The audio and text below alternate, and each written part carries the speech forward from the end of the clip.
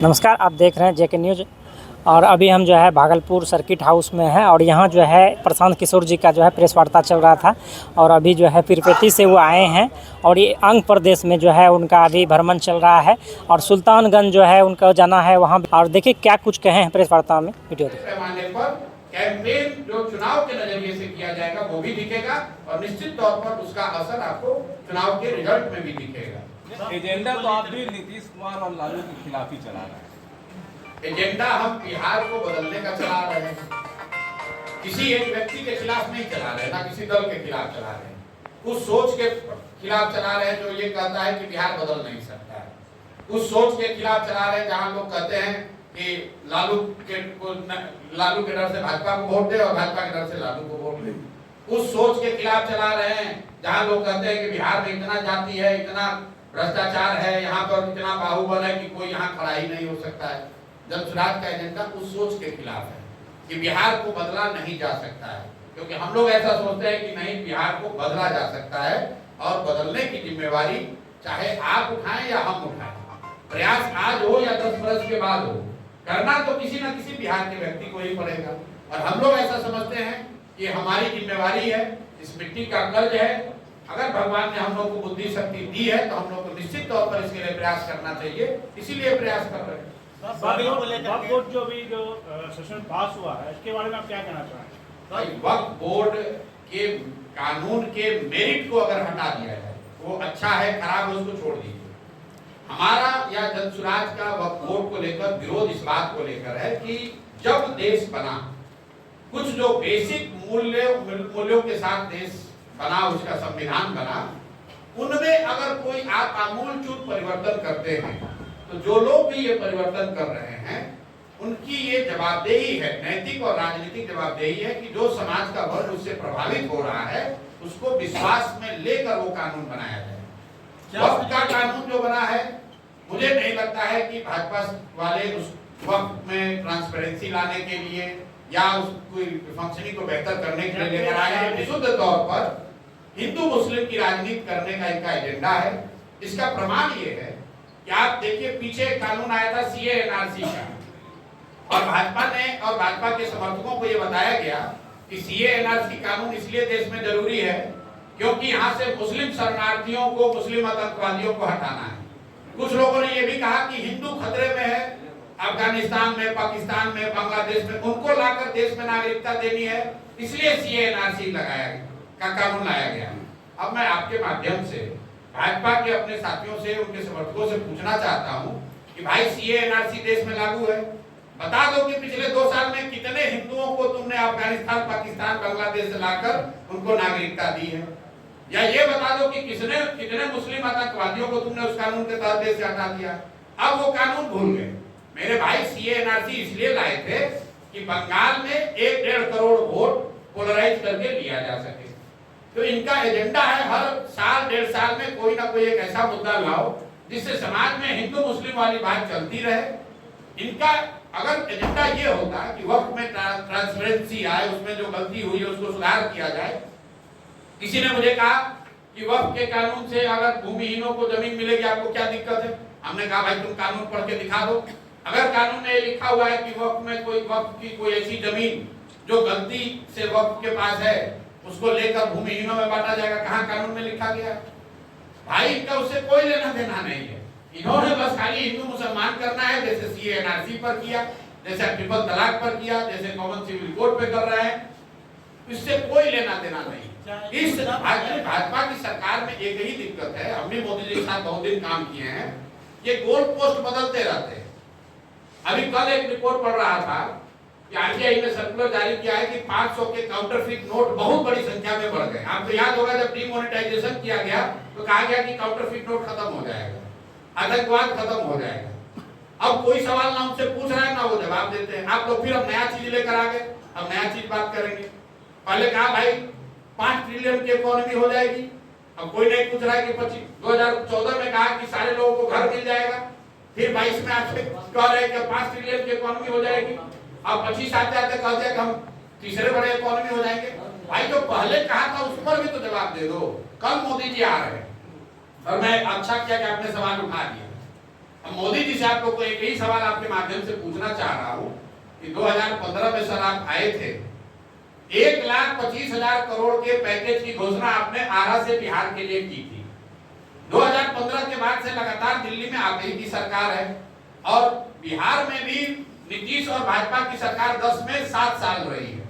तो कृपा करके ये बता दीजिए कि क्या आपने 1,25,000 करोड़ भेजा कि नहीं भेजा? अगर भेजा तो इसका मतलब है कि आप ही की राज्य सरकारों ने उसको लूट लिया, या फिर आपने भेजा ही नहीं। तीसरी तो कोई बात हो नहीं सकती, क्योंकि हम लोग तो कहीं देख नहीं रहे। 1,25,000 करोड़ का पैकेज आपको हमको तो कहीं नहीं दिख रहा है। तो दो ही बात हो सकती है, या तो मोदी जी ने भेजा नहीं, या भेजा तो उन्हीं की राज्य सरकार ने उसको लूट लिया। तो मोदी जी को कल उसका जवाब देना चाहिए। सुनिए जरा, आप आ रहे हैं बिहार में मदद करने के लिए, देश के सबसे गरीब और पिछड़े राज्य बिहार में आप आ रहे हैं जनप्रतिनिधियों से संवाद करने के लिए।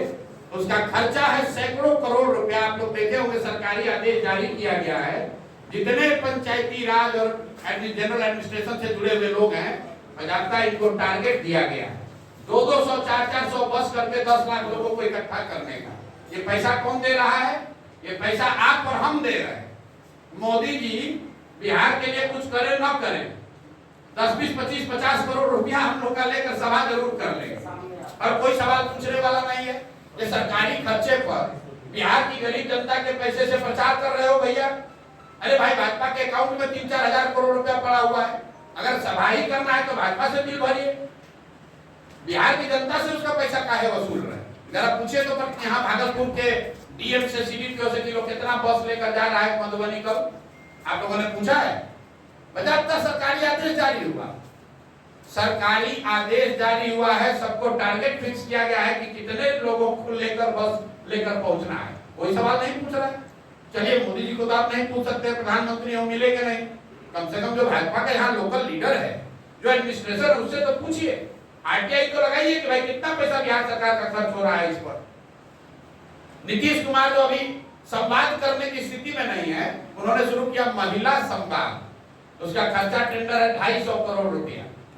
बताइए, जाते जाते गरीब बिहार जनता का 250 करोड़ रुपया लेकर महिला संवाद शुरू किए है।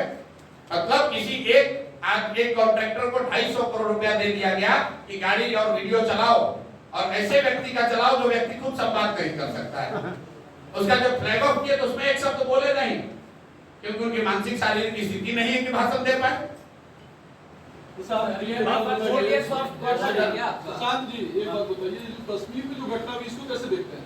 बिल्कुल इसकी निंदा करते हैं, दुखद है, और पहले हम लोगों ने ऑलरेडी जनसुराज से कहा है, इस तरह की घटनाएं निंदनीय है।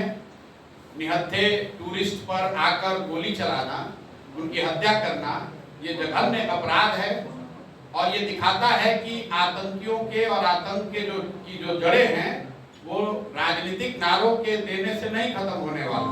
तो बताया जा रहा था कि सब कुछ अच्छा हो गया, जरूर पीछे कुछ सालों में सुधार दिखा था, क्योंकि कश्मीर में जिस तरह का टूरिज्म बढ़ा है या कुछ इस तरह की घटना सुनने को नहीं आ रही थी, तो देश में एक भरोसा धीरे धीरे बनता जा रहा था कि लगता है कि आतंकवाद पर कुछ हद तक काबू पा लिया गया है। लेकिन कल जो घटना हुई है वो दिखा रहा है कि आतंक और आतंकवादियों की जो जड़ें हैं वो इतने कमजोर अभी नहीं है। बहुत लंबे संघर्ष की, शायद ऑल टाइम संघर्ष की जरूरत है। तो बिल्कुल इसकी हम लोग निंदा करते हैं, इसकी भर्त्सना करते हैं। जिन शब्दों में इसकी निंदा की जाए वो कम है। मुर्शिदाबाद पे चुप्पी क्यों है सर? किसकी चुप्पी? बंगाल में किसकी चुप्पी? मेरी चुप्पी? मेरे भाई, ऐसा है, आपने तो कोई पूछा नहीं सवाल कि हमने जवाब नहीं दिया। और अब बिहार में है तो केरल में भी कोई घटना हो रही है, तमिलनाडु, आंध्र प्रदेश में भी घटना हो रही है, तो आप क्या कहते हैं कि हम पीरपैंती में आकर मुर्शिदाबाद की चर्चा करें, जूनागढ़ की चर्चा करें, केरल की चर्चा करें कि पीरपैंती की चर्चा करें? आप अगर सवाल पूछेंगे तो प्रशांत किशोर हर सवाल का जवाब दे ही रहे, रोज मिल रहे हैं, मीडिया से मुखातिब हो रहे हैं। मुर्शिदाबाद की घटना बिल्कुल गलत है, उसको आप जातीय और धार्मिक उन्माद के कलर कलर मत दीजिए। जो भी वहां पर देखिए, जो भी कानून का उल्लंघन कर रहा है या जो भी किसी भी तरह के हिंसा में शामिल हो रहा है, वो हिंदू हो, मुसलमान हो, सिख हो, अगड़ा हो, पिछड़ा हो, कोई भी हो, उसकी भर्त्सना होनी होनी है, उसकी शिकायत, उसकी निंदा होनी होनी है। इसमें कहीं कोई किंतु परंतु नहीं है। पूरा कहलगांव विधानसभा जो है वो फ्लाई एक्ट से परेशान है। 10 से 15 हजार बच्चे रोज कहलगांव से आसपास के इलाके से स्कूल में आते हैं और सांसद और विधायक वहां के पूरे मौन है और जनता धूल खाक के मर रही है। तो इस पर आप क्या कहना चाहेंगे? इस पर डबल इंजन की सरकार पिछले 10 वर्षों से चुप क्यों है? और बच्चे जो आम ग्रामीण है, जो शहरी लोग हैं, वो पूरी तरीके से बेदम हो रहे हैं। इस पर सवाल कोई क्यों नहीं उठा रहा है? बच्चे और लोग परेशान हैं, लेकिन आप भी भागलपुर में ही रहते हैं, यहीं के पत्रकार हैं। यहाँ के लोग उसी नेता को बार बार फिर जिताएंगे तो स्वाभाविक तौर पर उनको परेशानी होगी। मैं पूरे बिहार घुमा हूँ और जब लोग ये बताते हैं पूछते अच्छा विधायक जी कितना बार से जीत रहे हैं, कहता है 3 बार से। सांसद महोदय कितना बार से जीत रहे हैं, तो भैया 4 बार से। तो मेरे भाई अगर आप समस्या से परेशान हैं तो उसी नेता को वोट क्यों दे रहे हैं? 2014 में मोदी जी मोतिहारी में एक भाषण दी, तो भाषण को लिखने वालों में भी हम लोग रहे होंगे। चीनी मिल के कंपाउंड से मोदी जी ने कहा कि जो ये बंद चीनी मिल है, इस चीनी मिल से बनी हुई चीनी का चाय पीऊंगा तभी बिहार में वोट मांगने आऊंगा। अब 14 के बाद मोदी जी लगातार 11 साल हो गए, कितनी बार आए वोट मांगने। चीनी मिल तो चालू नहीं हुई, उसका 1-1 इंच जमीन बिक गया। जो लोगों ने जमीन को खरीदा लूटा वो ज्यादातर लोग भाजपा के नेता है। लेकिन महत्वपूर्ण बात यह है कि मोतिहारी से भाजपा का सांसद विधायक उसके बाद से लगातार जीत रहा है। अगर आप चीनी मिल के न चलने से परेशान हैं, मोदी जी या किसी नेता ने जो गलत वादा किया उससे परेशान है, तो फिर उसको वोट काहे दे रहे हैं? और अगर वोट दीजिएगा तो वही स्थिति बनी रहेगी। जनसुराज का पूरा प्रयास यही है। हम तो मन से ये बात कहते हैं कि भाई आप 5 किलो अनाज के लिए वोट दे रहे हो तो 4 किलो अनाज मिल रहा है। आप मंदिर मस्जिद के लिए वोट दे रहे हो तो मंदिर मस्जिद बन रहा है। आप जात के लिए वोट दिए हो तो जाति जनगणना हुआ है। आप लालू जी को आवाज और सम्मान के लिए वोट दिए थे तो गरीब और पिछड़ों को लालू जी के राज में आवाज और सम्मान मिला है। आपने नीतीश को बिजली के लिए वोट दिया है तो बिजली आई है। लोकतंत्र में आप जिस चीज के लिए भी वोट देंगे वो आपको मिलेगा, कम मिले या ज्यादा मिले। लालू को दीजिए, नीतीश को दीजिए, मोदी को दीजिए कि प्रशांत किशोर को दीजिए। ये बेकार दिमाग लोग लगाते हैं कि हम किसको वोट दें। महत्व इस बात का नहीं है कि वोट किसको देते हैं, महत्व इस बात का है कि वोट किस बात के लिए देते हैं। जिस बात के लिए वोट देते हैं बिहार में भी वो चीज हो रहा है। बिहार में लोगों को अपने बच्चों के पढ़ाई रोजगार की चिंता नहीं है, उसके लिए वोट करना नहीं है। तो अभी देख लीजिए, अभी मुर्शिदाबाद पर सवाल हो रहा है, वोट पड़ेगा कश्मीर के नाम पर। वोट लोग देंगे गुजरात में बुलेट ट्रेन का कहानी सुन के, तो भैया गुजरात में बुलेट ट्रेन चलेगा और आप नरकटियागंज और पीरपैंती में धूल फाकिएगा। 2025 का सब कितना मजबूत आप अपने आप को देख रहे हैं? भाई 2025 को लेकर 2-3 प्रेडिक्शन आप सुन लीजिए। हम जो पहले काम करते थे तो मेरी बातों को पत्रकार लोग बहुत गंभीरता से लेते थे। अब चूंकि हम खुद राजनीति में हैं, एक तरीके से स्टेक होल्डर है, तो आप लोग भी कहते हैं ये कैसे होगा। जब प्रशांत किशोर ने कहा कि बंगाल में भाजपा को 100 सीट नहीं आएगा तो नहीं आया।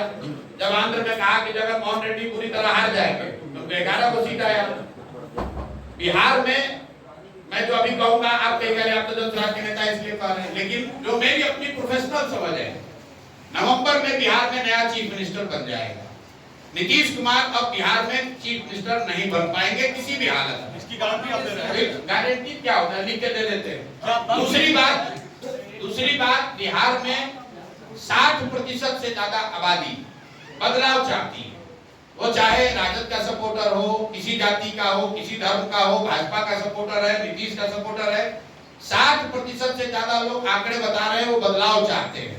वो लालू नीतीश के इस रात से थक गए। इसका मतलब ये नहीं है कि 60% लोग जनसुराज को चाहते हैं, उस पर विवाद हो सकता है, उस पर अभी जनता को निर्णय लेना है। लेकिन 60% से ज्यादा लोग बिहार में बदलाव चाहते हैं। अब आप कहेगा कब निर्णय लेंगे, तो डेटा और साइंस ये बताता है कि 25% वोटर, याद रखिए इस बात को, करीब 25% वोटर चुनाव के 3 दिन पहले 72 घंटे में निर्णय लेता है। तो आपके हमारे लिए जरूरी ये है जानना कि बिहार में बहुतायत संख्या में 60% से ज्यादा लोग बदलाव चाहते हैं। अब बदलाव के वाहक के तौर पर जिस पर भी उनका विश्वास बनेगा, जो भी सबसे ईमानदार और सशक्त विकल्प जनता को दिखेगा वो जीत कर आएगा। एजेंडे में सबसे मजबूत आधार क्या है जो जनता आपको चुनेगी सर? भाई हमारे एजेंडे में सबसे मजबूत आधार ये है कि बिहार में जाति धर्म नाली गली 5 किलो अनाज से ऊपर उठकर शिक्षा और रोजगार की राजनीति होनी चाहिए। बिहार की जो सबसे बड़ी समस्या पलायन है उसकी बात होनी चाहिए। और आप देख रहे हैं कि पहली बार राजद और जदयू जैसे दल भी पलायन की बात कर रहे हैं। तो जन स्वराज की क्या ताकत है ये तो आपको अभी दिख रही है। बिहार की राजनीति में पहले कभी पलायन पर आपने चर्चा सुनी हो, कभी शिक्षा पर बात सुनी हो तो बता दीजिए। पहली बार लोग शिक्षा और पलायन की बात कर रहे हैं, रोजगार की बात कर रहे हैं। ये जन स्वराज की ताकत नहीं है, ये लोकतंत्र में विकल्प होने की ताकत है। जिस दिन लोगों के पास विकल्प मिल जाएगा तो जो दल अभी पहले से बने हैं उनको भी जनता के मुद्दों पर जवाब देना पड़ेगा। क्योंकि अभी तक वो मुद्दों की बात इसलिए नहीं करते, उनको मालूम है कि काम करे चाहे नहीं, डर के मारे हम ही को वोट देगा। अब जब विकल्प एक मिल गया है तो सबको जवाब देना पड़ेगा। प्रशांत जी, एक सवाल है कि जाति और धर्म के नाम पर जो है जितनी प्रतिशत आबादी रहती है उतना उसका जो है उम्मीदवारी या फिर उसको राजनीति में जो है हिस्सेदारी मिलती है, लेकिन सबसे अधिक आबादी जो है आज युवाओं की है, 60% से अधिक है। तो राजनीति में उसे जो है उम्मीदवारी के लिए चुनाव लड़ने के लिए जगह नहीं मिलती है। तो जन स्वराज इस पर जो है आगे कुछ करेगी है, क्योंकि आप भी जो है युवाओं के कंधे पे जो है आगे बढ़ रहे हैं। हम किसके कंधे पर आगे बढ़ रहे हैं हमको ये नहीं पता है। चलिए कम से कम आप मान कर रहे हैं कि हम आगे बढ़ रहे हैं। जी जी। हमारे विरोधी तो ये कह रहे हैं कि हम लोग आगे बढ़िए नहीं। युवाओं के अब आप बताइए, पहले तो लोग कहा जब हम चलना शुरू किए अरे बिहार में चलने से क्या होगा, कितना दिन चलेंगे। जब चल लिए 2-2.5 साल दल बन गया, 1 करोड़ लोगों ने मिलकर दल बना लिया। दल बनाने से क्या होगा, जब दल बनाकर आगे बढ़ के संगठन खड़ा कर लिए, संगठन खड़ा करने से क्या होगा। जब 10% वोट आ गया तो कह रहा 10% वोट से क्या होगा। मेरे भाई, अगर हम लोग की नियत में, हम लोग के प्रयास में ईमानदारी है तो परिणाम मिलेगा ही मिलेगा। बात प्रशांत किशोर की नहीं है, बात जन स्वराज की नहीं है। बिहार की जनता त्रस्त है, 30-35 साल से उसके सामने विकल्प नहीं है। अब एक विकल्प जो भी अगर सामने आ रहा है तो जनता उसको बहुत करीब से देखेगी, चर्चा करेगी। अब हम लोग की जिम्मेवारी है, अगर हम लोग के चरित्र में, हम लोग के व्यक्तित्व में, हमारे आचार विचार में वो प्रभाव होगा, वो सच्चाई होगी, वो ईमानदारी होगी तो जनता हम लोग को चुनेगी। अगर हम लोग में कुछ कमी रह जाएगी जनता नहीं चुनेगी। प्रशांत जी, एक सवाल है, इतनी बड़ी अब मतलब कि हमारी इतनी बड़ी पार्टी है, सृजन घोटाले पर आपका सवाल क्यों नहीं किया? इस पर कितने लोगों का खाता खुला भागलपुर में? इस पर सृजन घोटाला सबसे बड़ा घोटाला। भाई अब देखिए, हमने तो भागलपुर दंगों की भी बात नहीं की।